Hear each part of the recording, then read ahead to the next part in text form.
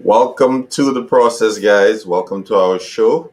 Today, we're going over the year in review 2021, our growth as podcasters, our growth as entrepreneurs, and where we see ourselves in the future in 2022. So, Alessandra, how are you doing tonight? Doing great tonight. Thanks everybody for tuning in. I'm super excited to have this conversation. I'm just taking a small moment to look back and then focus on the future. Great, great, great. So, guys, we have a nice show for you guys. We'll be going back and forth on questions. We feel that you guys may want to have some input on us as individuals, as entrepreneurs, as content creators, and we'll give a little video on previous guests, their take on some of those same questions. I'm excited to look at this and see. There's so many interviews that we've done over 2021 every Wednesday night. So there's so much content to look back on.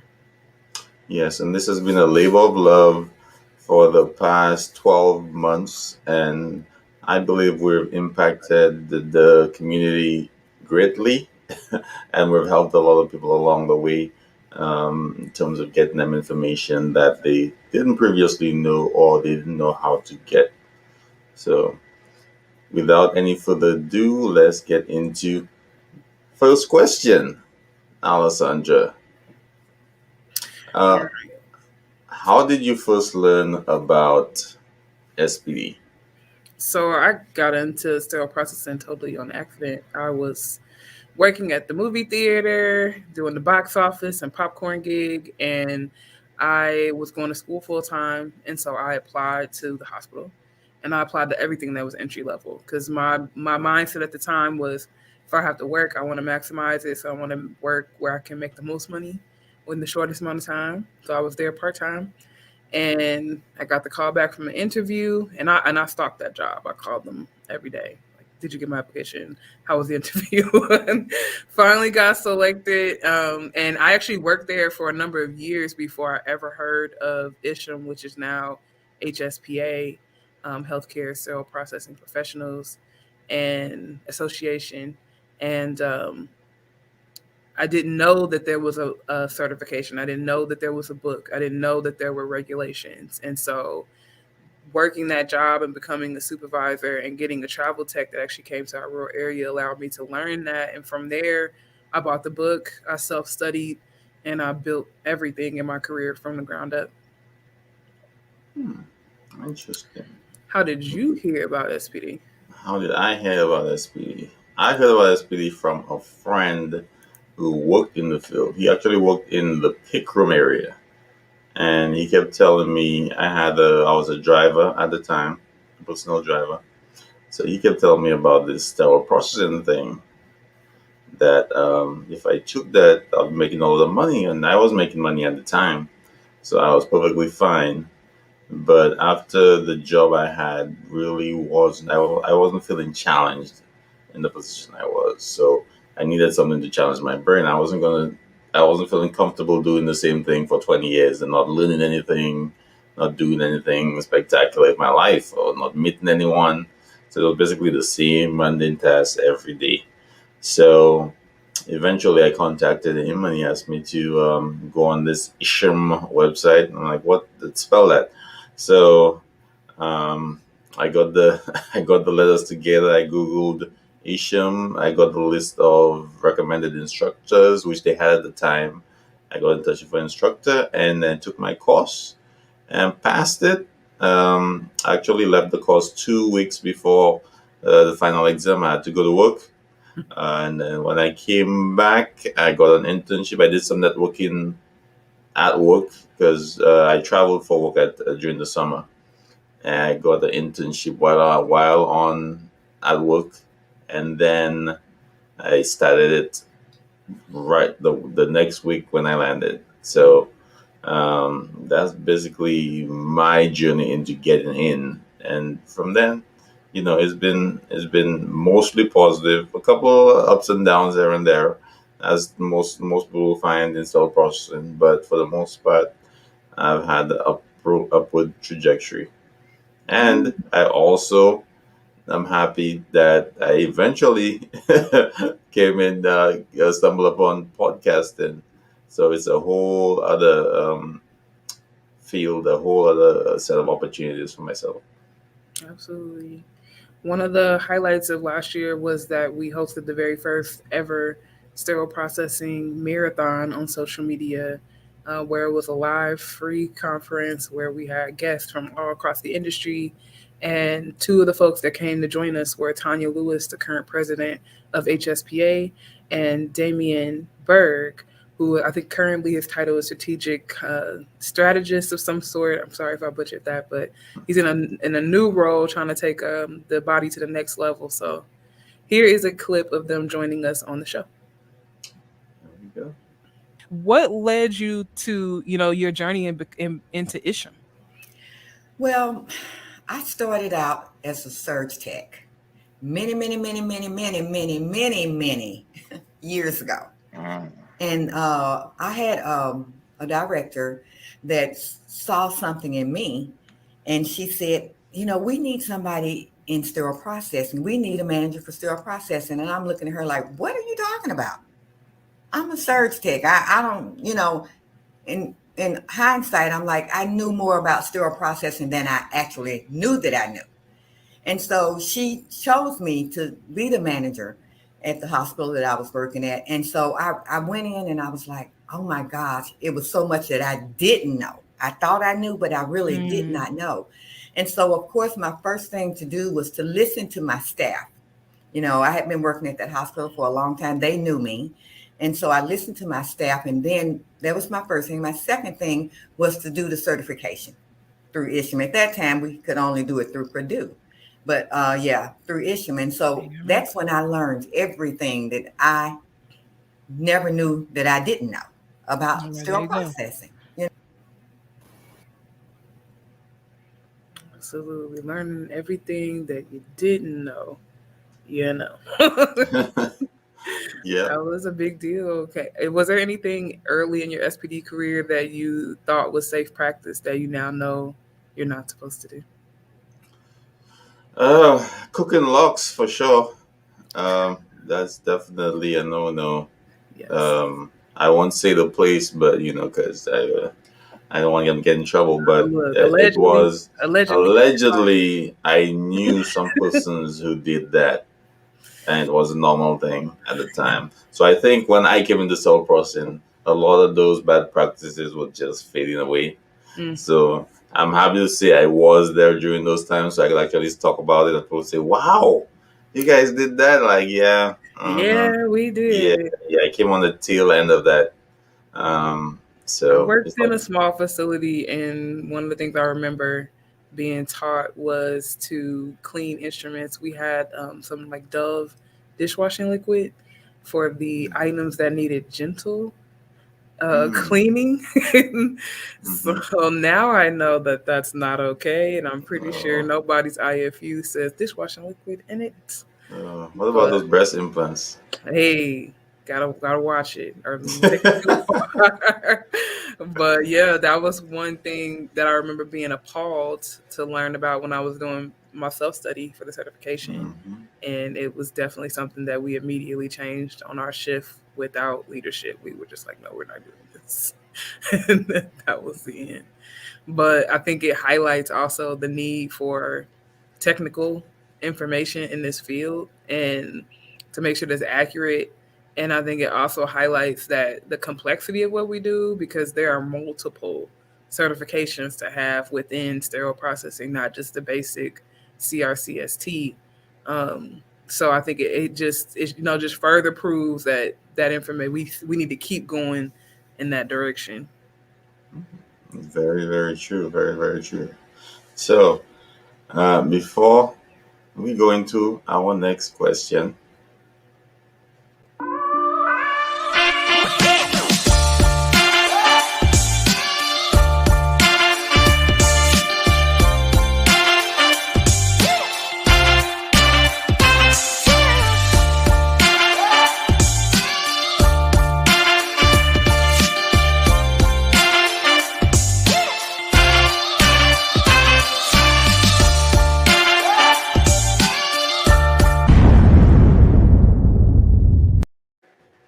Hey guys, welcome back. I just knew you guys wanted to hear the intro, so I didn't want to keep you guys waiting.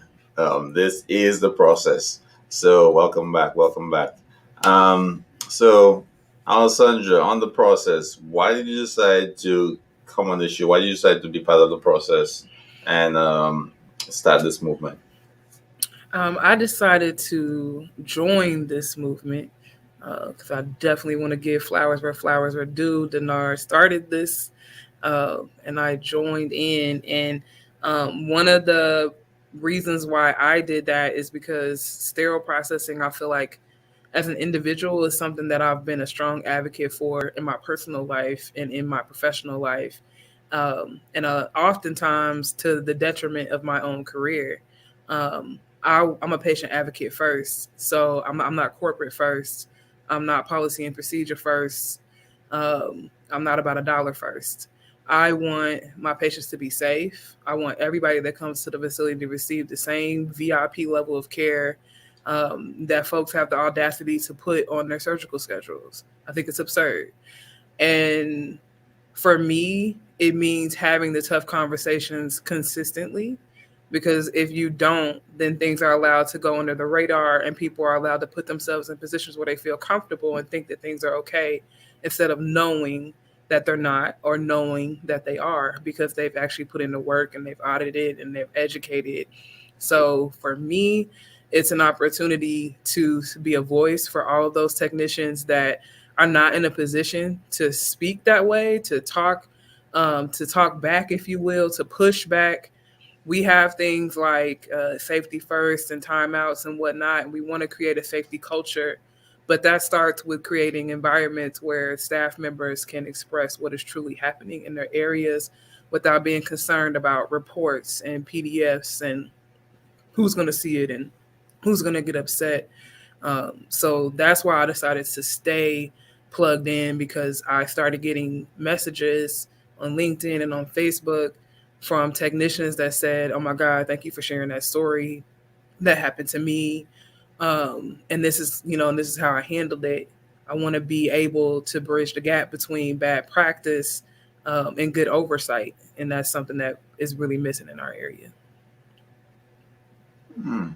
Thanks, and I'm really glad that you're one of those persons who put the patients first, and as you said, about putting the dollar before Yeah.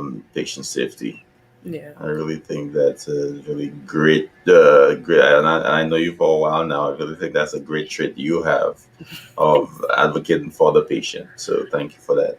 100%. I think there's a lot that gets left to the individual devices and the individual facilities. And when that happens, there's no one there to say, stop the line. And I think the process is giving people opportunity to learn tools and resources so they can first do their job correctly the first time, but also how to navigate when they know that practice is not safe. Definitely, definitely. Drop a So, bomb on that one. Boom. founder, why did you start the process? So, good question. So, reason for starting the process was I didn't see the information I wanted to learn out there in social media or just from a networking standpoint. I didn't see that information being dished out. Hey, this is a problem we have. This is how we could solve it. Or and not even not even some may not even have acknowledged the actual issues that were within the field at the time. So my purpose for creating this was to see what I wanted to bring out what I wanted to see. And I knew others wanted to see also. They wanted to see the nitty gritty, the problems. They wanted to see people disagree. And not everybody has the same opinion. You know, the clashing opinions, you come up with the correct answer at the end. Yeah. Hearing the same, oh, just follow the IFUs. Yeah, but what do the IFUs say? What I have three different IFUs. How do I navigate that? You know, so I wanted to bring about that information, bring create a community where sharing that knowledge would be okay, yeah, Right. accepted. Create a You know, safe space. it's okay to say I don't know, I don't know. or it's okay to say, well, we run all our instruments at 12 minutes. You know, is that okay? Or I heard something else. You Yeah. know, it's people live in those little silos, and they keep to themselves, and they only learn when they come to a conference, or they only learn when they go to a seminar. But Absolutely. I would like this to be a part of the learning process or avenue for education for those who only have the cell phones. You know, when they go home, only have, you know, they Yeah. don't learn this within the department. They can actually at least give them an opportunity to second guess what they're doing and ask the question when they go to work, or ask the question to a leadership, to their leadership or a friend, so That's that could bring about positive change. that's 100% why I stayed with the show. Is it the it's seeding into the culture, returning to being a researcher, and that it's okay to ask a question, go out and research, try something. It may work, it may fail, but it's not a conversation about giving up. It's about you going back to the drawing board and doing that research and coming back, collaborating. So putting back into our industry this um, focus on academia that I don't feel like is there, and also using language like that so people understand that what they're doing is actually science. It's actually, these are Sure. technical issues. This is not just what you feel like when you feel like it type of environment. And I agree 100%. I didn't see people that looked like us. I didn't hear conversations like the ones that we're having before the process. True. So very true. So we're going to our video with Dante Jones on the opportunity for multiple certifications and job availability. Because how many certifications do you have? I have the CRCST, the CIS, the CHL, and the CER, and also have a couple certification from ASQ and CBSPD, American Society for Quality. Awesome. I have the CRCST, the CIS, and the CHL. And how many of those were required for you to obtain? Just the CRCST. So my goal was to acquire as many certifications as I could to get the baseline education on what I wanted to do before I delved into it. So the books do not actually make you an expert. They give you the info to know, hey, if you go this route, this is what you're going to be going into. Like for the CHL, you don't become an automatic leader by reading the CHL and passing the certification test. You get a basic understanding of how to communicate with your team, how to manage a little bit of inventory, how to deal with emotional um, situations, dealing with staff, dealing with people, dealing with upper management. Just a few little things it covers. So you won't come out there being, oh, I'm the best manager in the world. I could take my manager's job, but you'll know what to expect moving down the line, so you could work on those skills. So when you get to that point, you will not starting from a technician standpoint. You're at a little higher level. So that's why I want to challenge myself to get those certifications. And some may say you take the role, then you get the certification, but I differ. I disagree with that. I think you should feed your brain with as much knowledge as possible, because you don't know what you don't know. So if Absolutely. you read the book, take the test, you kind of affirm that, oh, okay, I can have an understanding of what a leadership is. I can have an understanding of instrument inspection is. I can have an understanding of scope cleaning, what that entails. So I think you should always get in the books, read them, understand them, take the quizzes, take the test, take the certification test if possible, and move forward on that. And then you could see where you want to be. It's just like going to college. You don't go to college because you're the best lawyer. You go to college because you want to become a lawyer.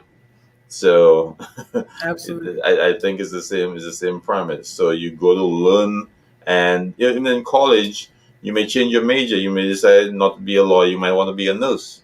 because it's not in line with what you want to do in the future. So I think studying first and then going into it, getting your certifications, then going into the route you want to go versus thinking you're this leader for 5, 6, 7, 8, 9, 10 years, and then when you get into it, you realize, oh, this is not for me. So, go into it, study, get the basic knowledge, and then move forward in your career. Awesome. All right, let's see what Dante has to say. Okay, Dante, let's go. So, question: Our friend Lila is on. You know Lila. I know we know Lila Hey, Lila. in the Philadelphia area. So, Lila, you have any give us examples of like career opportunities you could go into in cell processing. I know the basics, but I mean you teach the class every day. What other avenues can you go into being certified? Good question. So, there's a lot of different career opportunities now and in the future in sterile processing. Once you get your first certification as a CRCST, Central Service Technician, so once you obtain that first initial certification, you can go on to obtain your Certified Instrument Specialist one, your CIS.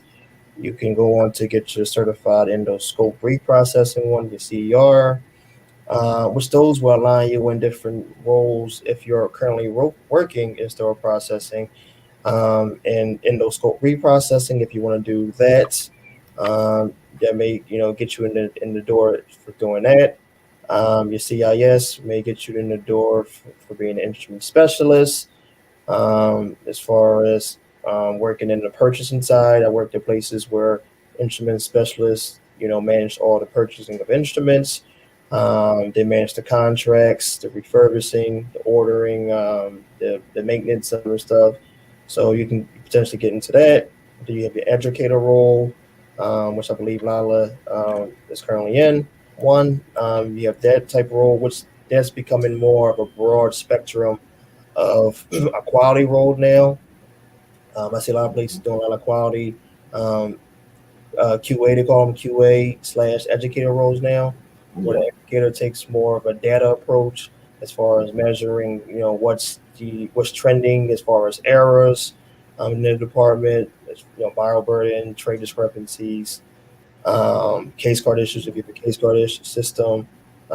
So you can take that, and then you can also look into getting into medical device,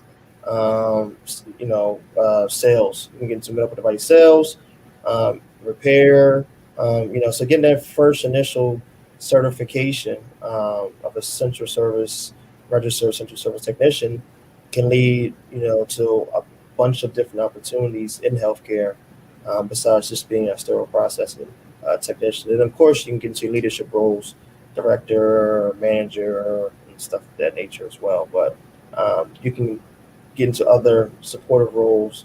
Once you get some years behind you, and some experience, you definitely venture off to other avenues in healthcare. Okay.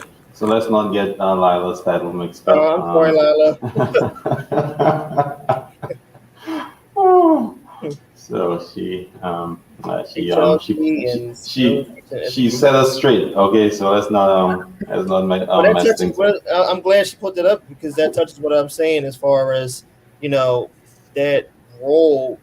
I can't even say educator because that educator role now is becoming more of a quality role, which if you at most facilities now their quality role is partnering with the infection control team and working with them hand in hand to make sure that they have processes in place that are making sure that one that the workers are safe, but more importantly that the patients are safe as well. So that role has now expanded, especially as we have COVID and other things to worry about on a day-to-day basis. That role is going to definitely, I see, expand more and more, and the requirements I think will eventually become more as well. Yeah. I'm so glad they touched on that about how this education role is slowly morphing into quality in education. I think that's a trend we need to stop. before it gets started.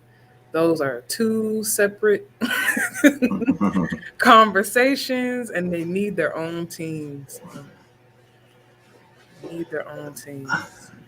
They could merge a Uh, little, You don't a have little. time to. Like I mean, it some overlaps, I crossover. believe. Yeah, a little crossover, but education and quality management are two separate forces. Education is planning, coordinating, teaching, doing competencies, rounding back, bringing in services. Quality management is about looking at the process and making sure that the steps are being followed, that you're weeding out issues and you're coming up with action plans. And should the two work together? Yes. But should the two be in the same individual? I don't think that that's the safest way to go for our patients. I just don't. And I don't see it in other departments. I don't see education in the OR and quality and data and like in all these different entities in the same role. I just don't see it. Okay. All right. It might be My, changing. my opinion. Just saying. My opinion. Just saying. So, um, next question, Miss Alessandra. Why is representation important to you within sterile processing? Representation is important to me in general, like in life. But it's also a hyper focus for me in sterile processing for several reasons. One, because I think that there is this interesting dichotomy happening where people of color, women, other minorities make up the workforce, but they don't necessarily make up the leadership. And they less and less as you move up towards, management and directorship, you start to see less and less of those minority groups represented. And then furthermore, when we move out into governing bodies, again, it just starts to kind of taper off.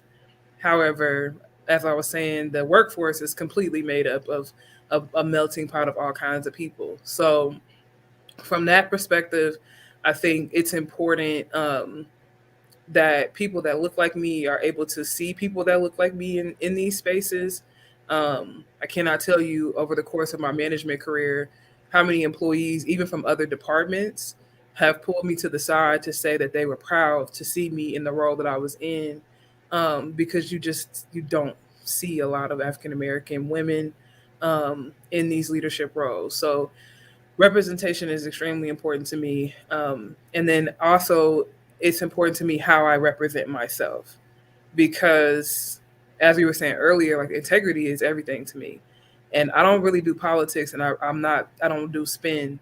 I do facts, and I want to stay focused on our goal, which is patient safety. And in pursuit of that, for me, it's facts.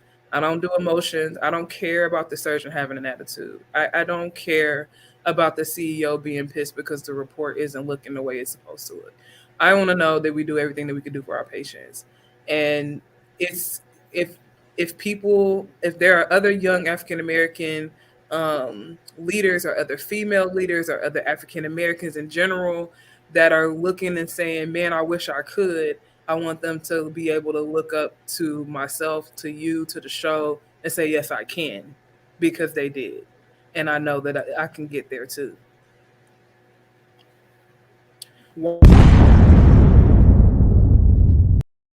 Thank you. Very nice. Very nice. Very nice. So, why would you say representation matters to you? Representation matters to me. When I realized representation mattered to me was during the Asian conferences I went to way back when, the first few Asian conferences. I always wondered what was going on in the front row. Who are all those people standing on the stage? You know, why the only persons getting awards were in the industry for 20, 30 years.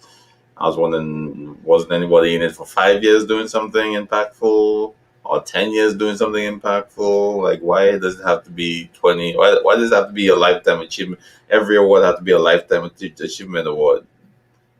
Why can't I come on the scene, redo a department, you know, decrease my defects, hire qualified personnel, educate them and train them and do that in 5 years? Why does that have to be recognized after 30 years? Cause speak on it, cause it happens. It surely does happen.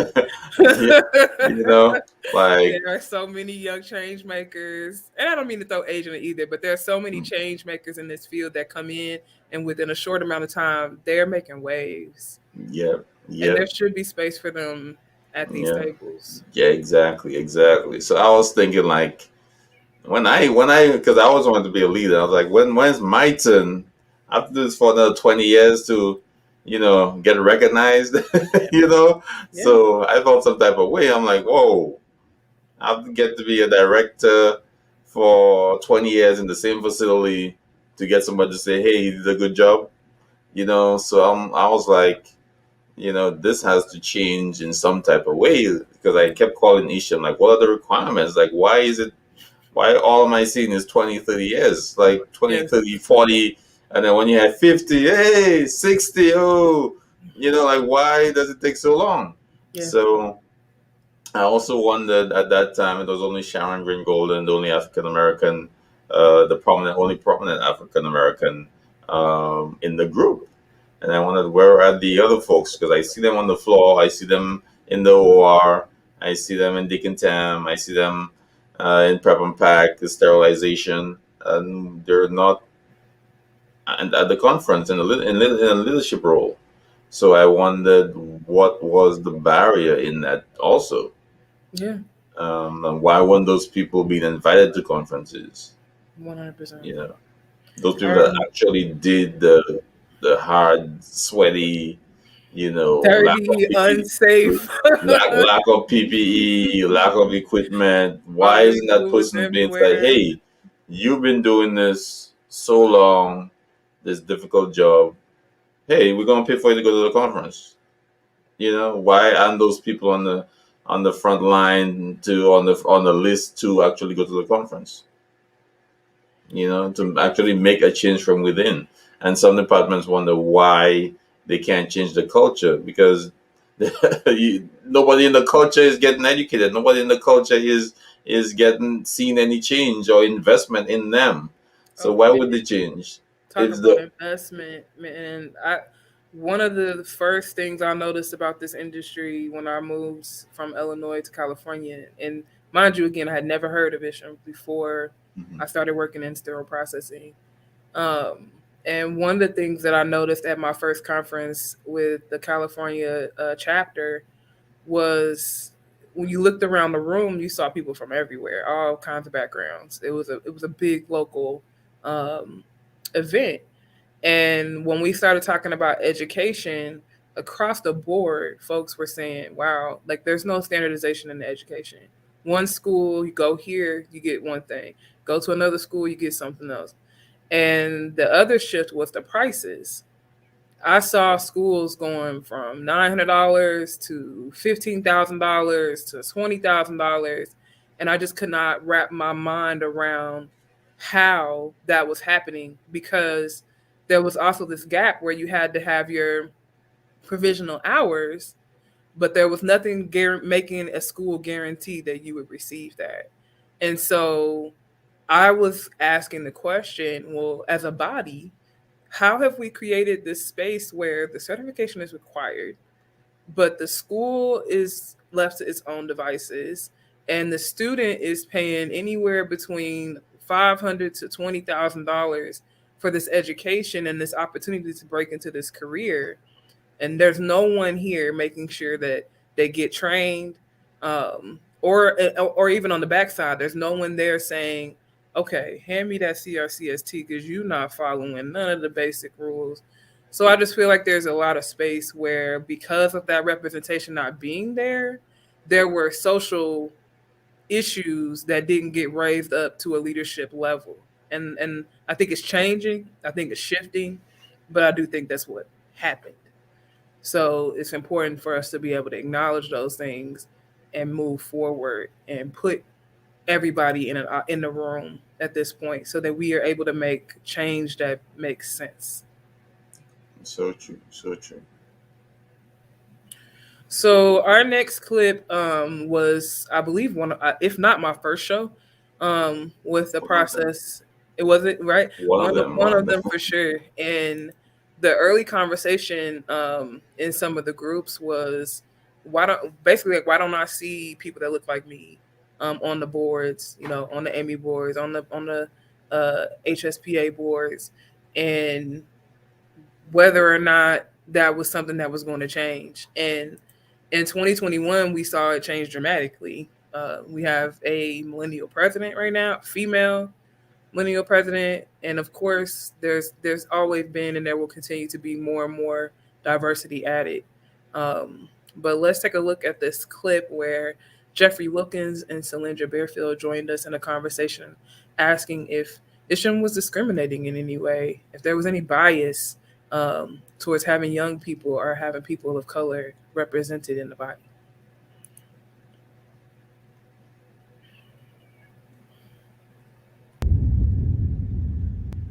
Yeah, so I every love time it. we get a good point, we'll definitely drop a bomb to acknowledge that point. So thank you, Jeffrey. So guys, next question. What do you think about Isham in terms of discrimination? Are they discriminating against minorities? Are they discriminating against younger folks? Or is it just a process in place that creates the atmosphere or the belief that they're discriminating against others? I'm gonna start with this. I don't have an answer to that, but I have more of a question. Like, what are the prerequisites, or what are, I guess, is there a system already in place where it's like, okay, once you already been a board member, or you started a chapter, or you have the alphabet soup after your name? Because I've never seen people who are just techs, maybe what they just say CRCST, and now they're running for whatever. It's like, these people seem like they're being left out and eliminated, but they're the ones actually doing the work. So you have these people, and that's that old system, like she said. You have these people making these decisions who haven't touched the instrument in 20 years. Yes, girl. He's telling you how to do it. So why? What are the prerequisites to end up being, in a position where you can be elected? Yeah, because the text need to be in there. It's the same thing with J. Cole, and I'm not going to even get into that. But it's like the texts are not present in the room with decisions being made about their everyday work. True, true. And I believe, for one, there should be a few sterile processing technicians that are frontline technicians on the board, Yes, Isham, at all times. That should be yes, one of the requirements. Absolutely. Being a director is good, being a manager is good, but when you have But those you frontline gotta, people, you can't mhm, forget about frontline. yep, yes, yep, Just and can't. you can't. And in a lot of those Amy boards, there was no encouragement for the frontline techs to get on those boards. They're the ones in Dick and Tam cleaning. Why yes. is Terrace saying this is what we need to clean and this is how long we should clean? This is what we should use to clean, and the technicians can't voice and say we can't do that. It's not That's possible. It's not right. possible. They're not there. Possible. Right. Do apologize. I don't. So to be clear, I do not think that Isham is discriminating in any type of way. They are not out here purposely denying folks access. That is not the case at all. And most of the time, when we're talking about systemic racism, that's exactly the point. It's not an individual or a group of individuals that are making decisions that block people out. It's a system that was built on people being blocked out, and now there's no way to a recourse to get them in. Isham couldn't be cognizant of the fact that there's not a tech ladder that leads from frontline to all the way up to a director. That's If they're right. not cognizant of the fact that SB departments are mostly made up of Black and brown folks, or span across all type of generational pools, you have to acknowledge that. Like, as a leader, I can't act like I don't have Gen Z and baby boomers on my staff. I have to be sensitive to all of that. I have to be cognizant of immigration laws. I have to be like, there's so much that I need to be sensitive to that doesn't impact my personal experience, but it does impact my text. So if you're not close to those texts, you will miss out on the things that really matter, like the fact that they are not being paid commensurate to their worth, that systems are built on the fact that they're not being paid. And most hospitals don't want to even consider raising the pay salaries for SPD departments, because it would mean they'd have to raise salaries for other techs or other positions that they feel are menial. So if you don't have a body that respects its industry, then how could the industry itself ever truly move forward? Right. It's impossible. Like if we're not talking about the fact that unions are not representing SPD techs properly, we're not talking about the fact that some of these OEM contracts are now demanding that if hospitals don't have their items under OEM repair, they won't bring in education unless it's paid for. So Mm. when you have things like an FDA letter coming out about flexible cystoscopes, but I also know that Olympus will not bring a rep through my door if I don't have OEM repair. Where's Mhm. the how that work? How does that work? Right. Make how do I make Right. sure that those techs are truly resourced if the things that they need are behind paywalls? If they Yes. gotta pay $10 to get a CEU, or they have to pay $200 to Mhm. get a book, or they have Yes. to pay $300 to get the Amy standards, how could they ever be properly educated or resourced if You that's can't. what? Man, Hmm. man, What was that? What was that's that? that's re-agitating me right now. See, 2021, I had grown to calm down, but that just re-agitated me, especially around that paywall factor, because I think that's still a big conversation. Like, there's so many people creating content, and everybody wants to make money, and everybody has a right to make money. Free enterprise, gotta pay bills. Nothing in life is free. Also, there has to be a certain level of information that's common knowledge, and that can't be common knowledge if it's behind the paywall.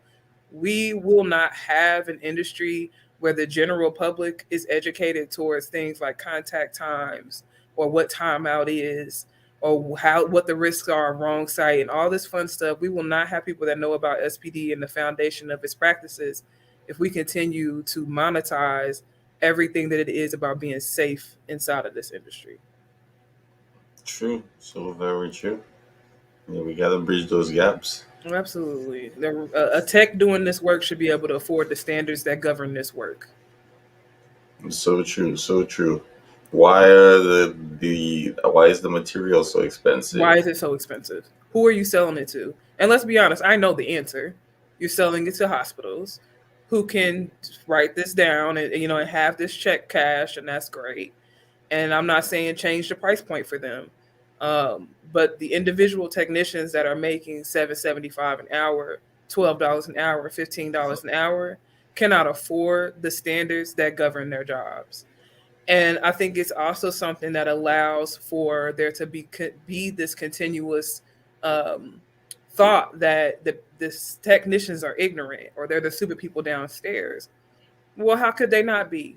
Because the standards that govern their jobs are too expensive for them to have.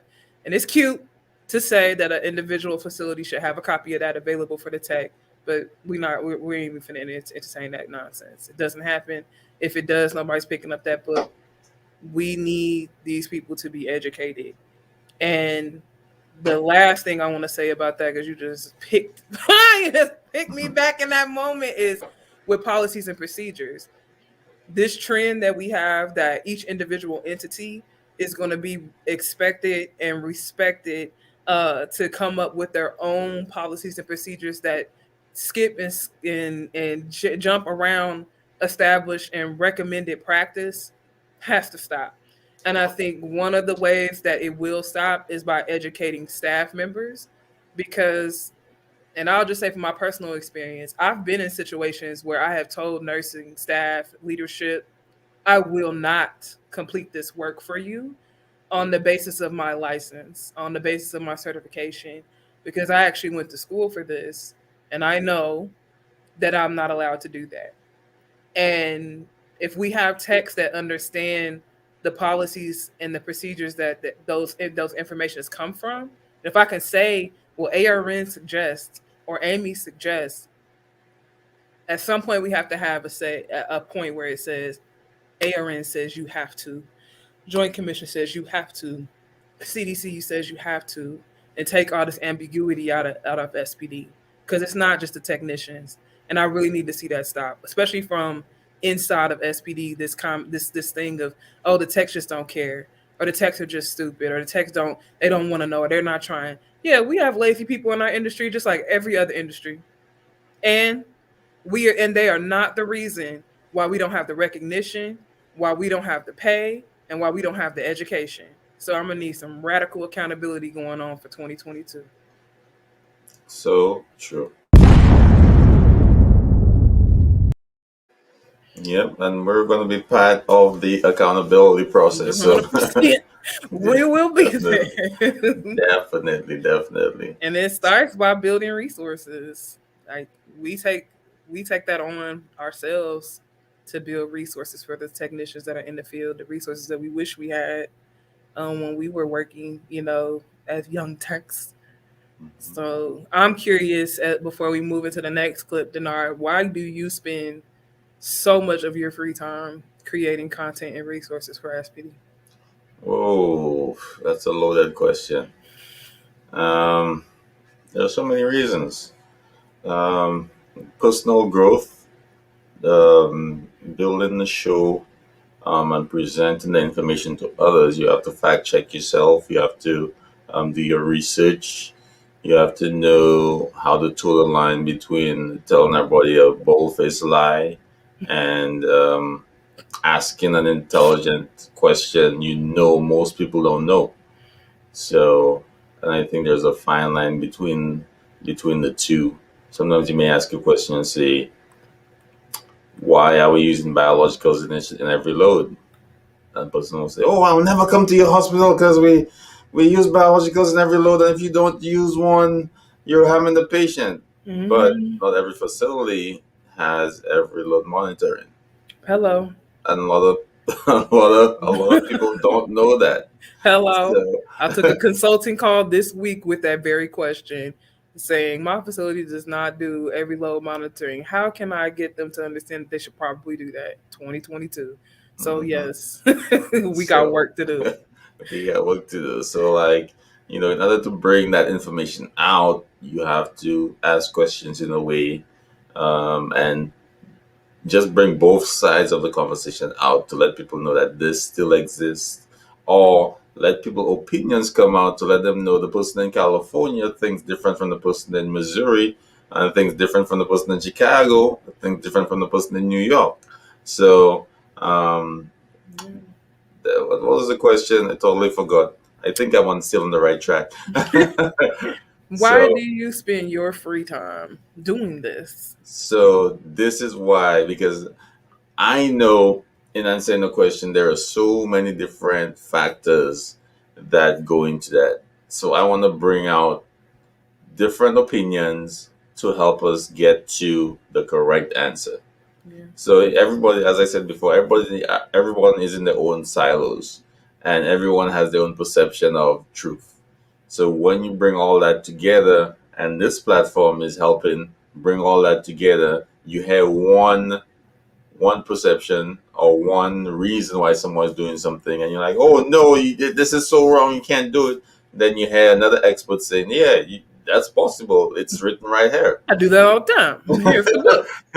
There's a book, right?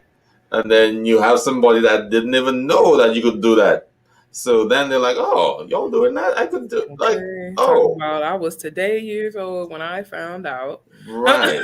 So yeah, so 'cause I went to a conference once, and there was this young lady who worked in sterile processing, and she never seen a sterile lock for an Ask container. She didn't even know what that was, and I'm thinking about like, you don't know what this lock is? No, I never seen it before. So they didn't know there were containers for low temperature items. Yeah, So like that's yeah, and that's in the 2000s. So like a lot of things people think everyone knows and it's common sense, it's common knowledge, but it's really not. it's really not. It's really not. And that's a. I wish I could drop a bomb for you on that one, Yeah. because that is definitely an issue within our industry of people trying to assume that everybody knows what they know, and each individual facility is doing their own thing. So the knowledge gaps are here. They are wide. Yeah. Uh, for So me, why do you spend your free time doing this? Hours and hours and hours. hours and hours and hours. Yeah. I think for me, I do it because one, I love sterile processing. I never heard of it before I got into it, but I quickly fell in love with it and can see that I've been guided into this space to be here at this time. And I do think it is a pivotal time for us as an industry. And so, especially now, I feel called to do this work, and it is. I wake up in the morning. This is what I'm doing. When I go to bed at night, this is what I'm doing. I'm either trying to come up with another idea, or trying to brainstorm, or think about a question that somebody asked me. How can I put it in a video format? How can I make a PDF? What can I do to drive this information home and really make sure that, so, like you said, somebody has the tools they need to be successful? Because I will always come back to the fact that I grew up in a rural area, and I had really bad asthma, and I was in and out of the hospital a lot. Um, so I had the unique experience of spending a very, very much a lot of time in like peds and all over the hospital. And you get to see the difference in quality of care being based on the individual. It shouldn't be that, okay, the nurse that it comes at midnight, she's on. Like, I can see all the processes are popping. And then when the lady gets here in the morning, nah, we doing a completely different experience. And so I want to be able to give techs that information, but also brainstorming ways to give the public that information, because I think it's something that's valuable to them as well. And we have a lot of viewers of the process that don't know anything about sterile processing, but they watch our show and they're trying to get a deeper understanding. So I spend my time doing that because I feel called to do that, and so far the feedback has been phenomenal. So I'm gonna keep rocking it. So let's check out there. You did an interview with Cylindra Bearfield, who also inspiration, as far as was inspiration as far as many things, but as far as taking her own free time and creating resources for folks just so they have them. Let's take a look at that clip.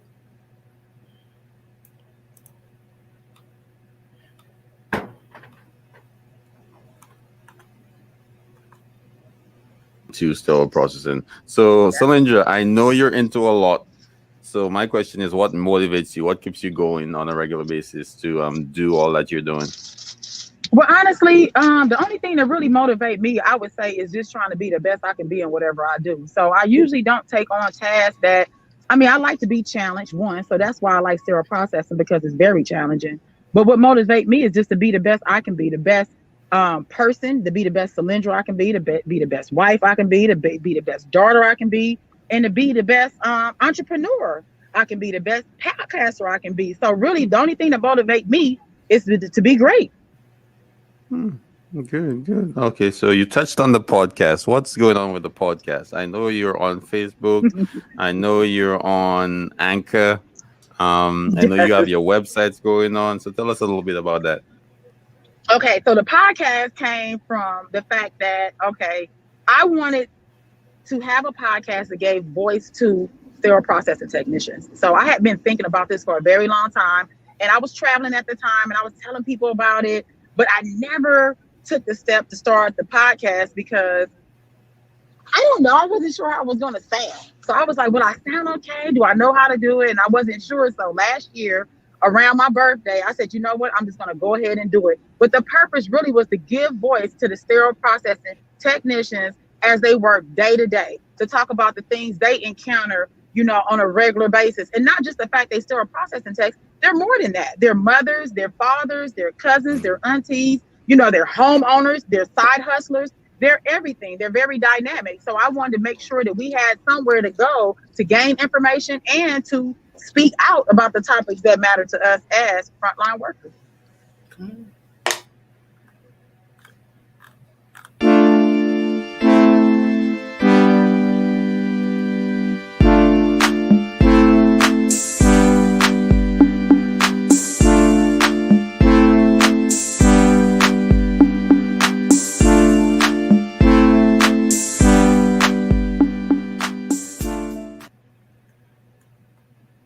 Yes, head on over to that Etsy store. Definitely, guys. Check out all our cool merchandise on our Etsy store. Etsy SterileMD at etsy.com. So check us out, guys. Support the show, support the movement, so that we could do bigger and better things in the future. Absolutely, absolutely, and continuing to support us, bridging these gaps in training, bridging these the gaps in certification and education and real world practice. We definitely appreciate the support. Um, our next clip is actually just Denard and I talking about that very topic of bridging the gaps in training. Okay, let's get into that. Yeah. And one of the things that I see in SPD often, even with certification, is that when folks are training each other, it's a phone tree type of situation. Like they're not going back to their Isham catalog. They're not going back to their Right. Amy standard and saying, okay, here's the answer to your question. They're training each other based off of how, the person prior to them trained them. So if we're, handing down this science, if you will, um, through our vets, that have been there 20 years, 30 years, and that's how we're making sure that the next person gets trained, you're never going to have updated standards. You're never going to have, an updated skill set. And even for the folks that are new, you're new, you trained, you just got certified. Hopefully you're on the latest edition of the Isham book. But once you start your job, you're working with the vets. So, so True. if, in my opinion, if a lot of the defects are coming out of our 1 to 2 year techs, that still speaks to a problem with the people that were there before them. Because if they had a well functioning department, those new techs would be trained properly. But Yeah, if you're but coming in with a lackluster education from your school and now a hand-me-down education from an SPD department that maybe has an educator, probably doesn't, maybe has a full-time manager, maybe it doesn't, definitely doesn't have full-time precepts all the time. So how do you bridge the gap? 100%. How do you bridge that gap? It's critical. We be seeing people in these Facebook groups. mm-hmm. It's like, no. Yeah. But what I like too about our shows, we don't profess to be experts at this. But we study. We study, we read, we ask questions. If we don't know the answer, we'll go look it up. Um, and it's modeling that, because I don't want anyone running around going, I know everything. So true. So true. So true. What's it like for you now with viewers of the show, people that have joined the Process family, asking questions, asking for your expertise? What's that like for you? Um, I feel good and not so good about it. Because I like persons putting it out there. Recently, I've had a couple of people ask me questions, and not to shame anybody, but I feel it's very brave to actually put it out there, write it down that, hey, I do not know X, Y, and Z. So for those persons who ask questions, keep it up. It's best to know that you're doing it wrong than to guess that you're doing it right. Yes. So, Oh, I love um, that. Best to know you're doing it wrong than to guess you're doing it right. right.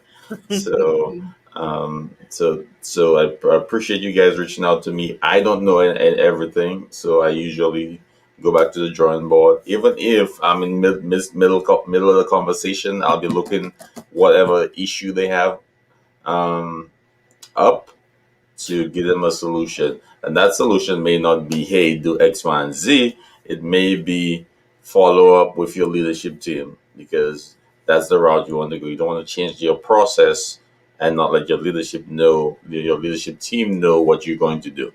So then again, you might have to follow an incorrect process, or just say, hey, I can't do this because of my compassion for the patient or for doing things right. So you have to make that stand, which Yes. is very hard to do at times. Very hard. So you may have to pass that task to somebody else or to the leadership, let them make that decision whether they want to move forward with that or not. So I try and help persons as much as I can to do things in the right the right way that won't adversely affect them or their employment or their situation.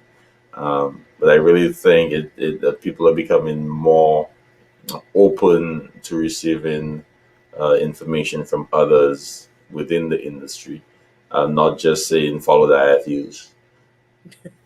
Yeah. Yes, follow the IFUs. It's like the mysterious yellow brick road. Yep.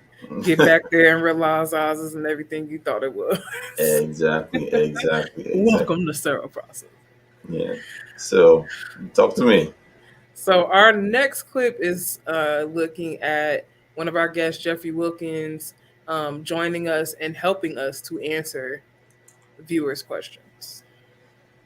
I hope that's Jeffrey Wilkins. Let me see if that's the case. Nope. Is that, are Per we issue. back At on that time, we could only do beginning it through again? Purdue. If they need to trouble All right. before we get to BI read, And bring Definitely it doesn't back. have. So All let me right. ask the Jedi Master down here from SCT. What would you say about that? Should I release my tray at any point without the BI being ready? now, unfortunately, there are challenges in sterile processing when the operating room needs those trays. What we would technically do is send out a release form with it, ask for the surgeon or the lead nurse to sign off on it.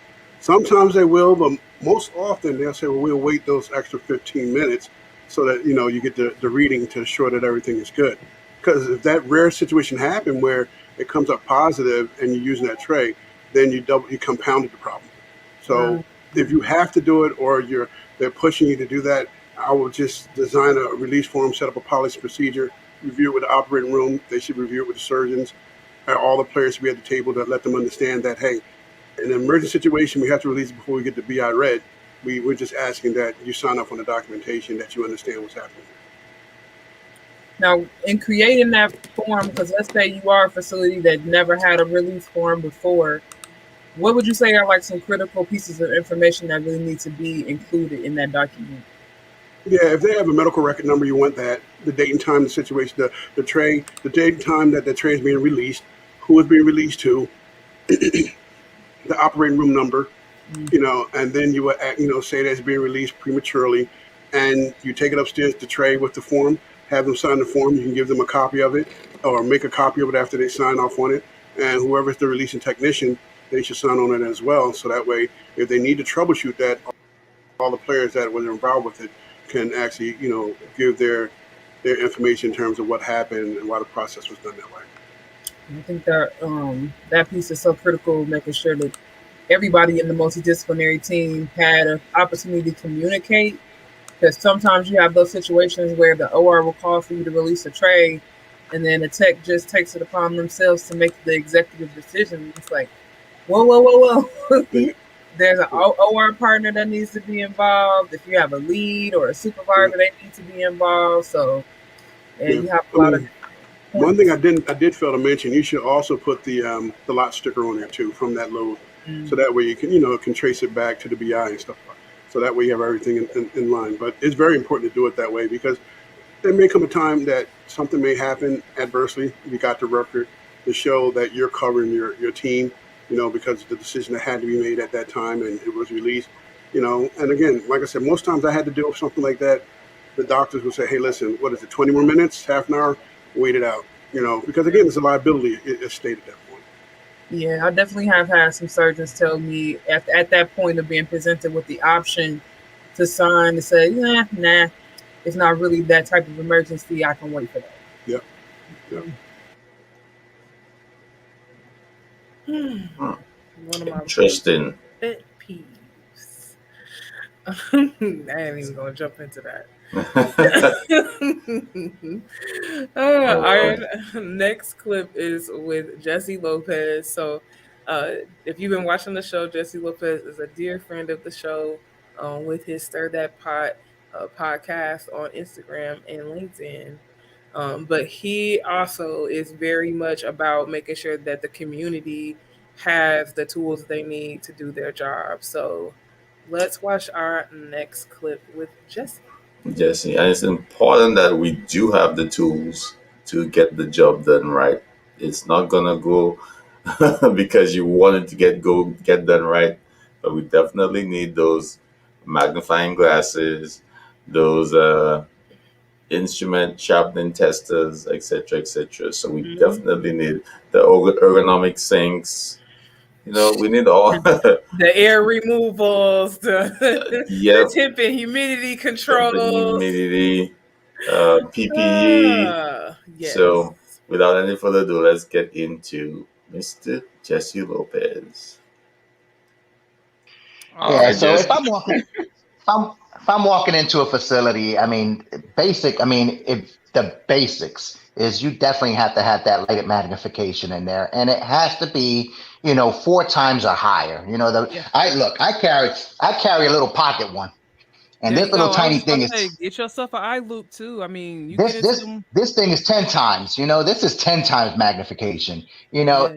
It's like for $1.45. Come on, you can't. It's that's basic right there, and it's like other than that, your eyes and light magnification. Now you go to these other facilities that they want to dish out that money. Boroscopes for your lumen items. And There you go. again, I I can talk about your boroscopes. They're not available in every single size for every lumen. So you have to have your alternative methods, but at least lighted magnification. That's the Yeah. bare minimum there. And I think that's so critical that you said that because it really is. It's multiple mediums. At that desk, you're not just testing anything one way. So Yes, so the absence of a board scope doesn't mean I can't check my channels. It just means I got to employ exactly. a different method to check my channels. Exactly. And I think that's what our industry lacks is that it's where like when new technology comes in, it's like, oh, you have to use this. Well, what if we don't have that? What can we Right. do? Nobody Exactly. wants True. nobody wants to revert back, just Yeah. like with our tracking systems. I see all these facilities with tracking systems. What happens if your tracking system shuts What? down? Come on. Do you have a manual process? Do you? Oh, do you? Can you? Do you know your instruments? Do you? That was a great take by Jesse. Man, Very good Jesse's take. And that amazing. was in our marathon session in October. So on SPD week. So Yes. join us this year on Marathon 2.0. 12 straight hours of sterile processing content brought to you by The Process. Process. Yeah. So Ah, I do believe that in terms of equipment, that Jesse hit the nail on the head. That yes. everyone should have the equipment they need, but also have a backup plan, a plan B, or know the basics of how to do the job. All the tech is great, but if you don't know the basics, if you're not trained on the basics, if you don't learn your instruments and you're going by catalog numbers, I and when that mean, that screen goes off, you wonder what is this, and you've seen it 100 times. What's the real name? huh? And that becomes an issue Major. because those critical thinking skills aren't there. They're just not there. They're just not there. It's a difference between knowing your science and knowing some skills. If you don't understand your science, you will be completely thrown off when any little lever is pulled versus you being able to be the subject matter expert to stand there and go, okay, all right, this isn't working. Well, I know I need blah, blah, blah. So I have to go left, right, left. you know, and that is desperately missing, or I won't say missing, but it is in low quality and low quantity inside of our industry, and we need to find ways to bring the people that have that knowledge because they're there, they're on the floor, they're in different roles. They're in tech roles, they're in lead roles, they're maybe a little off the grid as far as leadership is concerned, but they're there, and we need to find ways to incorporate them. Do techs follow? Do techs follow IFUs? They aren't equipped to follow. No, they can't. I mean, techs can't follow an IFU that they're not equipped to follow. So if the IFU is asking you to have a certain sonic or a certain type of detergent or certain type of brush and it's not provided for you, then no, I can't execute this IFU. Another question is, do the facilities know that the staff don't have the resources that they need to do their jobs? Sometimes the answer is yes, they're well aware. They've had that equipment on capital request year after year after year, and they've simply denied it, or they've put some half-ass measures into place. I'm just keep it real. But sometimes they're not aware, and that's again still a systemic failure. And I think that's a space where, with that radical accountability, I want to see us having more conversations about the systemic failures in our healthcare system, rather than putting the individual blame on the individual technicians and staff members. That's not going to get us anywhere. So true. So true. You know, You if can't. the FDA can't get it right, why are we firing techs for not getting it right? So true. If the So perioperative director can't come down here and do it, how do you even have the authority to fire me because you think I can't do it? Who are you? I just have to ask. I'm sorry. right, right. So we're gonna switch things around a little bit. We're gonna go into passion a little bit. Can you tell Um, we have some? yes, a little bit. Poquito. So we're gonna. I believe this is an interview with Lila Price. Yes, So yes. this is at the Fairmont Park of Philadelphia. This is close to where the Rocky Steps are, where Rocky Balboa in the movie, Sylvester Stallone in the movie as Rocky Balboa ran up the Rocky Steps. That's right behind the art museum. Where Just to the give you guys champions are made. the champions are made in Philadelphia. So just to give you guys a little context. So without any further ado, let's get into this one. I just say if you're gonna go out and grab these certifications, utilize them. And even to leadership and roles. If you're not going to be a leader and help guide someone in their career, then maybe it's time for you to take a step back from what you're doing, because maybe you don't want to be a leader. Maybe you just felt that someone gave you that lead title or that supervisor title at some point because they needed it, but you don't have the passion anymore. Go find your passion. Because at the end of what we do every day is someone's life is impacted by it. Makes a difference. And so you may need to find your next niche, or maybe it's going back to being a technician where you can feel that you don't have to be inundated with all the meetings and the side huddles and the complaints about this person doesn't like that person. All those things, they all exist. It happens. People are not perfect. I get it. But I say stay encouraged. I enjoy and love what I do. And I remember meeting Stephanie when I was she came in and did a guest lecture for a class when I was taking my course. And the way she talked about sterile processing was like, I want to be that excited about my job when I get there. And I had no idea that I would be this excited about it. But I am. And so find those people who bring you that spark and give you that initiative to go, I'm good at what I do. I love what I do. So I'm gonna come in here and do it the right way all the time. I'm gonna hold us to these regulatory standards because we say we follow Amy. So that means that we can't follow Amy when we feel like it. We can't follow Amy when our Joint Commission window's opening. No, we're gonna follow these standards on a regular, constant basis because I'm prideful in what I do, and I want to make sure that I put that out there to everyone. Yes. All right. Take pride in what you do. Yes. Love it. Definitely, definitely. You gotta take pride in what you do. And I love that she outlined that for every level of leadership. Like, it does not matter if you're entry level or executive level. If you clock in to work every day and you don't love it, you need to start thinking about how to go find somewhere you do, and make room for the people that have the passion to execute those roles. And are we gonna stay along the same lines? Where did uh, where did you develop your can-do attitude, Alessandra, in terms of going against the grain and self processing and not following the status quo? Where did you develop that? I developed that at home. I developed that in growing up in a low poverty situation, where my mother was doing service work and she had to be out of the home a good majority of the time. And I was responsible for caring for my younger sister and several of my cousins. And as a child, it forced me to learn skills of like management, getting kids calmed down, putting people to bed, getting snacks ready, planning, doing homework, things of that nature. I learned very early on that I was capable.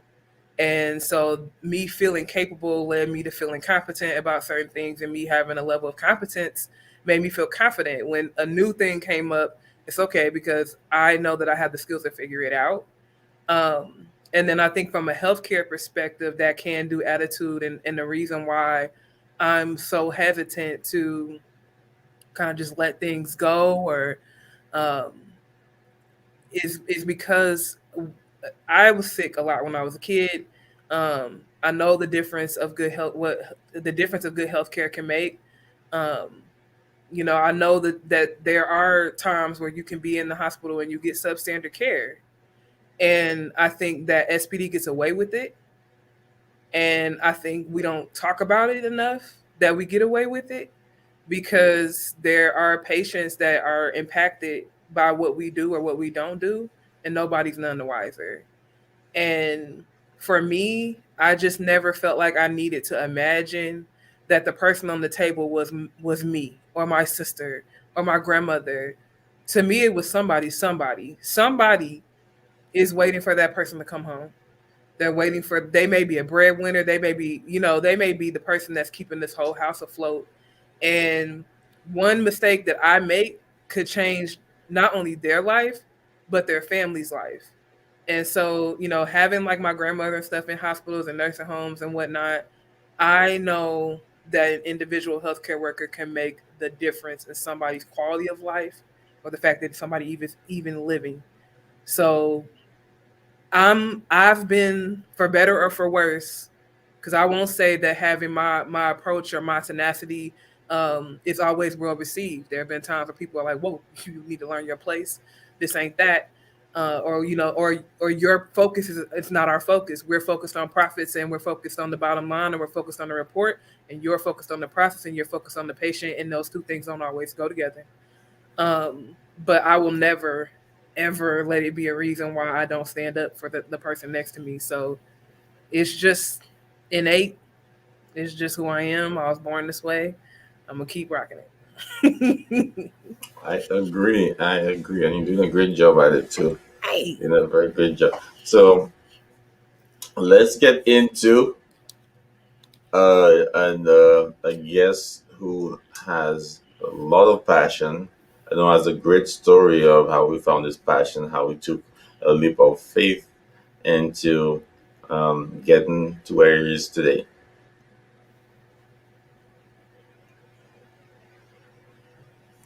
So, Alessandra, I know you're up in Boston. When they won the championship in '08, I was actually behind the scenes when they popped the champagne and, all the confetti went off at the end when they beat the Lakers. So, really good stuff. Wow. Okay. What was that experience like?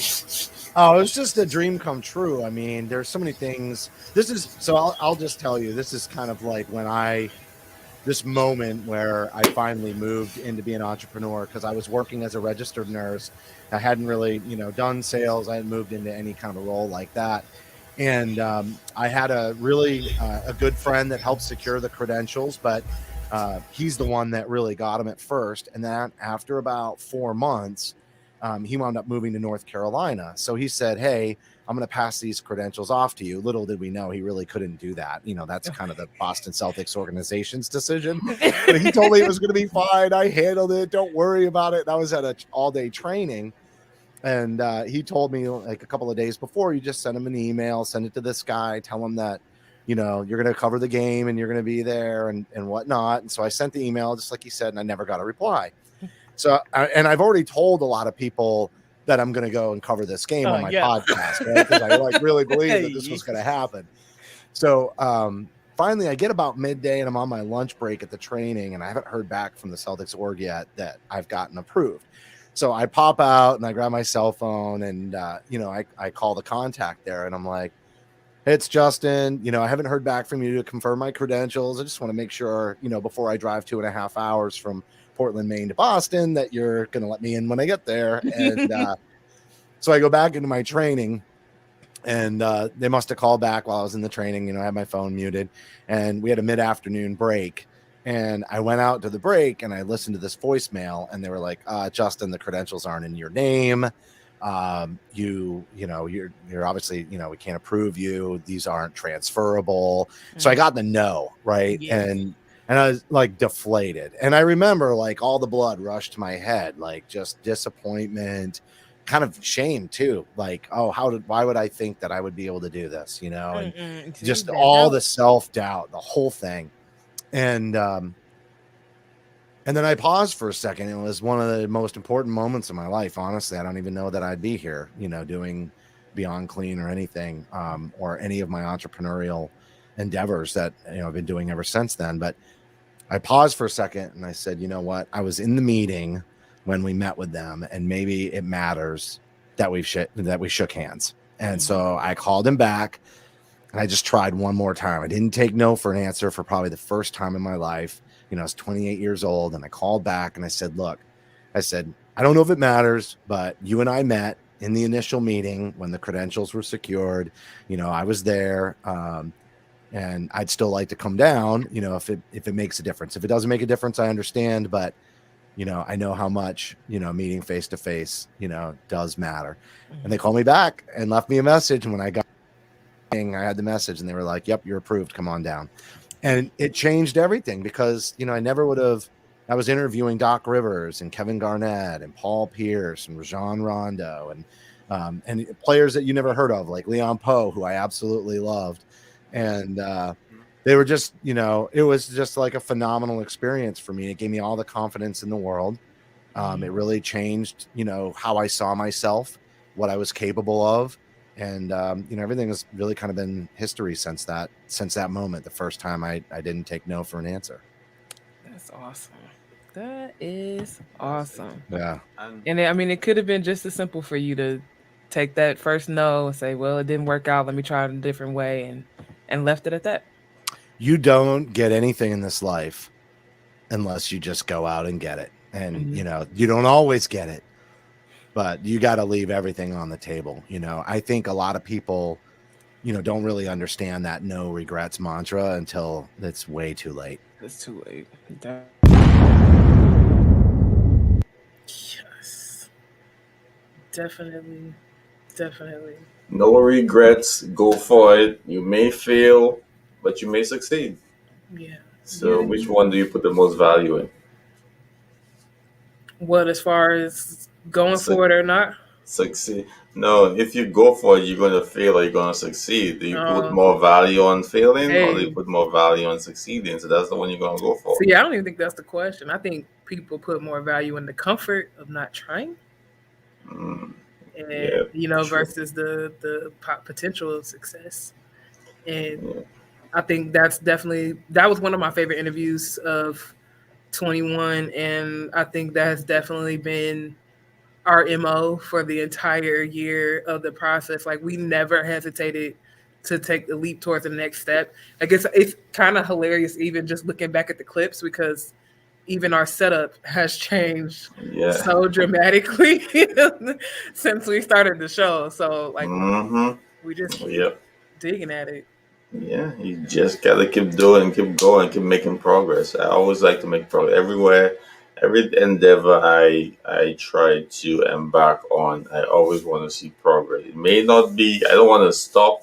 It may not be to the end right now, but I'm making incremental progress to get to that point.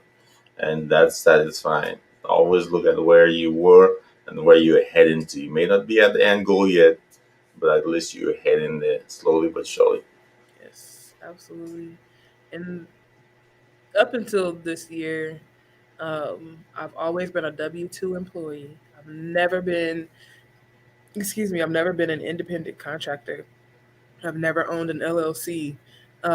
Never had an EIN number. Never had a business bank account up until 21. So much changed, again, just simply because we continue to move forward and tackle the next thing that came up. And you actually did an interview with Cylindra where she talked about that, and she has been so pivotal in just dropping all of that knowledge on me. I was like, here, go watch this podcast. Here, go to this website.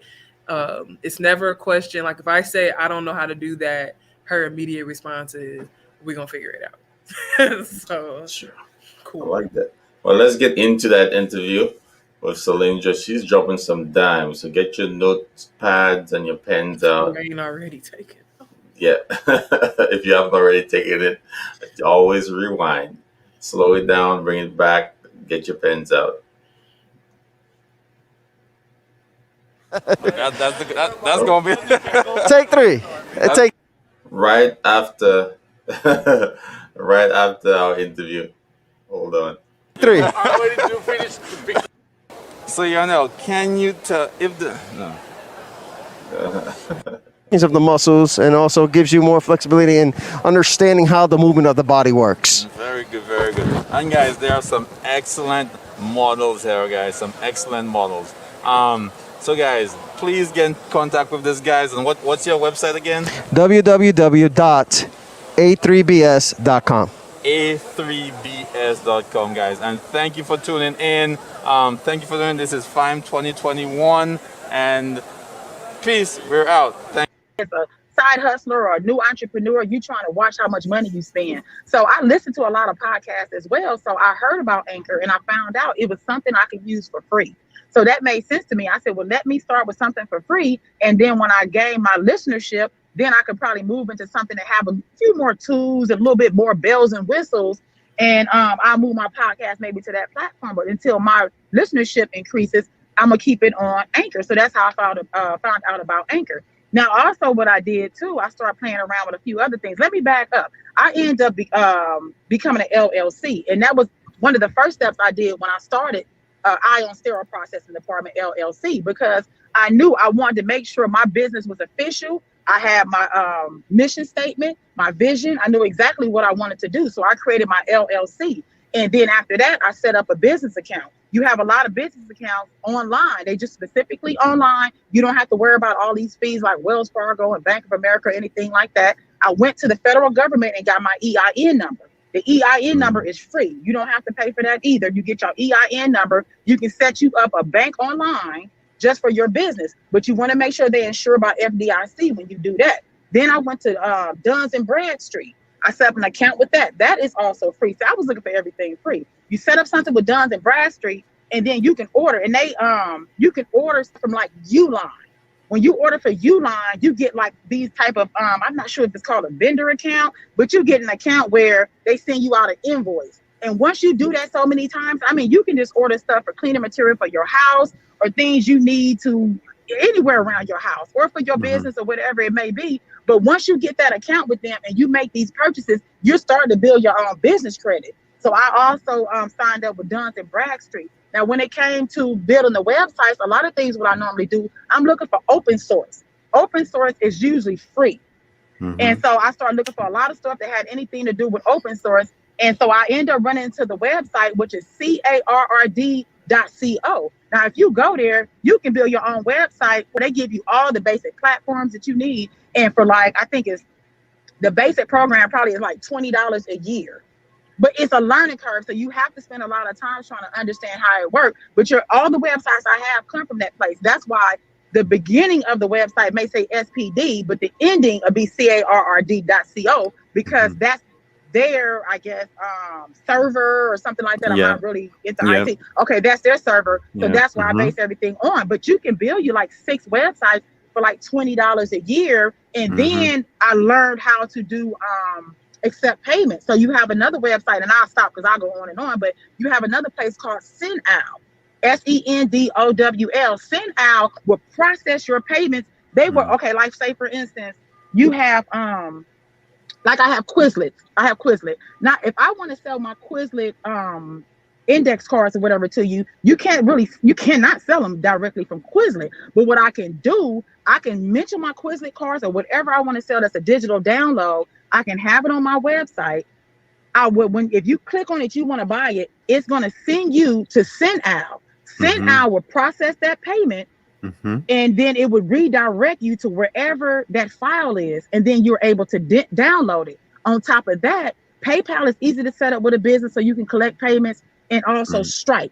Easy, free. They're going to charge you for your transaction fee or what have you, but all this stuff is free to set up. It's easy to set up, and that's how you can take payments, start you a website, get you an LLC, get you an EIN number, and get you a bank account. And it really don't cost you what did I just add up? $20 and $30 and some time. Yeah, and that's a lot of information, and I think that's a lot of useful information. Anyone who wants to start a business up, please rewind this, play it back, rewind it again, play it back. There's a lot of useful information how to start your website.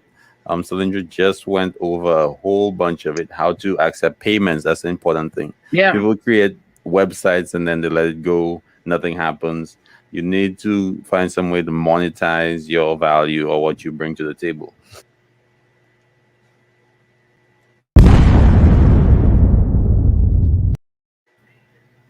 Hey, we're back, and that was some helpful information here.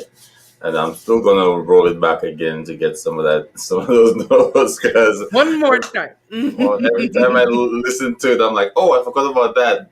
Let me just double check that to see if I could use that, that little snippet you gave. So wealth of information. So Cylindra Bearfield. And it's so powerful for our community. Financial literacy, financial education is lacking, and I think what she's doing is pretty cool, and definitely I'm going to be rewinding that. Yeah. So why do you think it's important to continually discuss SPD, sterile processing? I think it's important to continuously discuss sterile processing so that there is, so that it does become common knowledge. When nursing started, nobody was really paying attention to them or giving them the time of day or respecting their expertise. That it's been years and years of progress for them to get to the point where they're licensed and they're registered and there's a board, there's collaboration and there's standardization. So for me, it's important that we keep having conversations, because that means more people are going to know about what we do. If more people know about what we do, more people are going to ask questions about what we do. More things are going to rise to the surface, and there will be more progress in our industry towards patients being safe, towards staff being safe, and towards these entities being responsible for the resources that they receive from the community. So true, so true. And I believe we definitely need to bring those things forward. Keep talking about it. Keep bringing up the subject in every platform we get to, every conference we get to, every networking event we get to. Don't go to a network event and don't not let people know exactly what you do. Don't just say I work in the hospital. Say I work in sterile processing. You might be a conversation starter that might lead to something else. Yes. Or somebody may give you some knowledge on something that affects your industry that you didn't know about. Absolutely. So don't be afraid to share your knowledge and to indicate that, hey, this is what I do, this is where I'm from, and I'm proud of what you do. You're not just a tech, you're not just a sterile processing person, but you have value, high value, in fact, for what we do as sterile processing professionals. So without any further ado, let's go into our final take from Mr. Damian Berg from our process. Cruz. Oh, then Sarah Cruz? Yes, and Sarah Cruz, they joined us for the process marathon. She actually helped us kick off the show, where we did 12 hours of live content. And I remember when you first said that to me. What do you think? What do you think about doing a marathon? I was like, okay. Yeah, that was crazy. It was insane, but I mean, the amount of growth that we've had over the year as far as our social media content has been explosive, and I'm so excited to continue collaborating into 22. 12 hours. Let's get into it, guys. So, Damien, tell me, why does SPD Week matter to you? So, in fact, it's funny you should say that. I just finished writing an article that's going to go to, I believe, Healthcare Purchasing News or Healthcare Hygiene Magazine. That's publishing this week.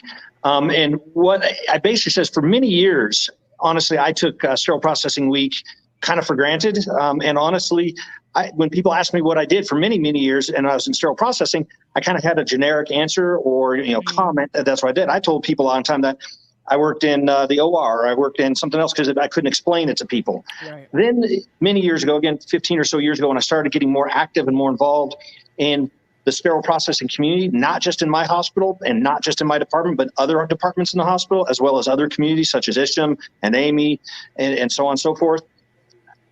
I got that pride. I got bit by that bug, and I just went, okay, I want to do more. And yes, Sterile Processing Week is one of those weeks that we rise up and we celebrate each other. We celebrate ourselves. We celebrate our awesome profession. But again, it doesn't have to be a week. And I know you've heard that theme before. Right. Make it every day. Make it every month. Now, 1 week is good, and it actually really helps our legislators out. It really helps when we go talk to congressmen, and it's in the newspapers, and we send stuff out. ISHM does send stuff out to all kinds of people all over. So when we want to go talk to someone, it's not just one time a year. It's not just one day. It's all the time. So I got bit by the bug many years ago to see the importance of not only celebrating, but recognizing and taking just a brief moment to say thank you. Yes. All right. That was it. Sterile Processing Week is so important to me. Just take a brief moment, guys. Say thank you. Yeah. Thank you to all those that helped us get where we are today. Yeah. And I would encourage people this year, if you haven't already, to make part of your Sterile Processing Week about education and advocacy. Because yes, it is a week to celebrate us, but it's also, as Damien said, a week to highlight us. And there are entities outside of our hospitals that need to know that we exist. Local government, state government, federal government, DPH. There's so many, FDA, CDC. There's so many different groups that need to be more deeply embedded in the work that we do. So make it your responsibility. Take it on for yourself to write letters, to tag to tag your politicians. You can send them this video, tag them, and let them watch it. Let them know that we are down here and that we are important, and that we need their support. Definitely, guys. Thank you for supporting. Thank you for riding with us for this year. Thank you for paying attention to our progress, which we have a lot of progress. We haven't even gotten close to where we headed to our final destination, as they would say. So definitely keep spread the word, spread the videos, share the videos, like and subscribe on our YouTube channel also. So that we can get the support from those platforms, so that we could boost our videos, boost our listenership, and so that others could see the progress that we're making in the industry. Absolutely. And if education, if diversity and inclusion, representation are things that matter to you, then we highly encourage you to reach out and collaborate with the process. We are, we've grown so much as social media and content creators, marketers, producers. We've added so many hats this year, and happy to extend those talents out to other businesses that want to collaborate in this space. So don't hesitate to reach out. Really, the sky is the limit on what we can build together. Thank you. Yes, definitely. Well said. Well said.